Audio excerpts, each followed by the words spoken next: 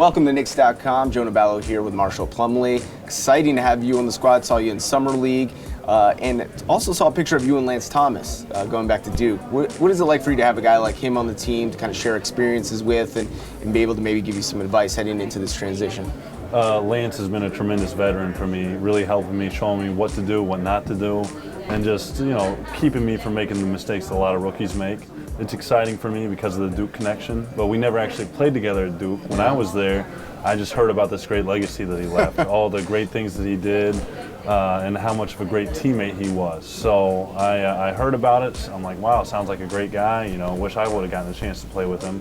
Now I am getting the chance to play with him. So it's really cool how it's come full circle like that, and it's an exciting opportunity. With so many players that go to the league out of Duke, how do you keep track of all the alumni? Are you guys pretty tight, or is it just kind of like this where you had a chance to play with him in New York and then you reach out to him? Yeah, the Duke family is very tight. It's a brotherhood, and that's what we always call it, and it's really what it is, because we look out for each other during our Duke careers and afterwards. And we have some great alumni that always reach out to make sure that we're staying on the straight and narrow, that we're doing the things to better ourselves on and off the court.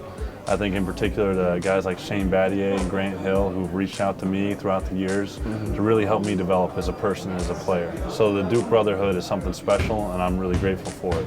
Now, with all that said, you got JP Dakota on this team, so what are we going to do about that? Oh, no, we get along just fine. We're able to put aside past differences.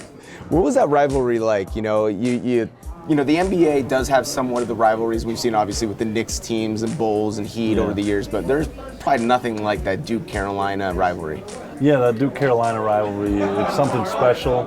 It makes for a lot of excitement, surrounding the games. More than anything, I think it's built on tremendous respect for each respective program. Their UNC is a great program with a storied tradition of winning, and so is Duke. And I think every time two teams meet up like that, it's bound to be exciting. So I was proud to be a part of that rivalry, and I do agree that it's one of the best rivalries of all time. Now, when you're a Plumlee and you're growing up and everybody in the family is in basketball, do you feel somewhat of a pressure to then go into that career path? I mean, is that just, you got to be a basketball player? Yeah. And I would assume, being 7 feet tall helps as well. Yeah, no, my parents have been tremendously supportive in letting us pursue whatever passions we have. And for me, I've never been pushed or prodded towards basketball. I've always loved it. I've loved the competitiveness of it. So it's something I've always chased, a passion of mine. And I firmly believe I wouldn't be in the NBA right now if I didn't absolutely love the game. So I love basketball. They never had to convince me to play it. But yeah, there are people that, kind of assume there's that expectation in the Plumlee household that you got to play basketball. Right. And I might point to my little sister, who instead chose volleyball, and we support her all the same. But a bunch of athletes in that house. Yeah, a bunch of athletes. So I guess more than anything, there's probably more of a standard of being active, taking care of yourself. Oh, well, paint a picture for all of us. Most families don't have the elite athletes in our family like you guys do. What is it like? Are you guys all competitive, or is it more of sharing of knowledge and enjoying each other's experiences? Oh, we're tremendously competitive, and that's part of what's helped us develop into the people we are today. But now that we're into our professional careers, now that we're past the brotherly teasing, we really go out of our way to make sure that we're helping one another, to give advice. If I see my brother struggling with something that I struggled with at one point, I'll give him advice, and vice versa. I benefited a lot from that at Duke, and now I'm getting a chance to benefit from that at the highest level of basketball in the NBA. So we're all athletic, we all love to play.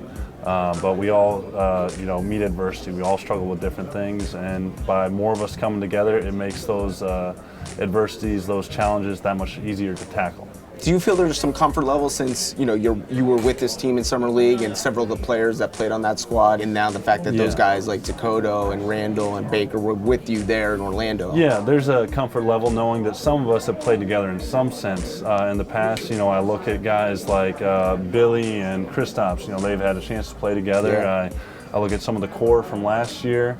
And, you look at Derek and Joakim, there's definitely, guys who have played together. But more than anything, what I think is everyone's like-minded and that we're all competitive. We all want to win. And when you bring in that many like-minded people, I think chemistry is more likely to build more quickly. I think there is some kind of background, some kind of base foundation to build upon. Great. So it's exciting stuff. Can't wait to see you throughout the season. Appreciate your time right here on Knicks.com. All right, thank you guys. Thank you.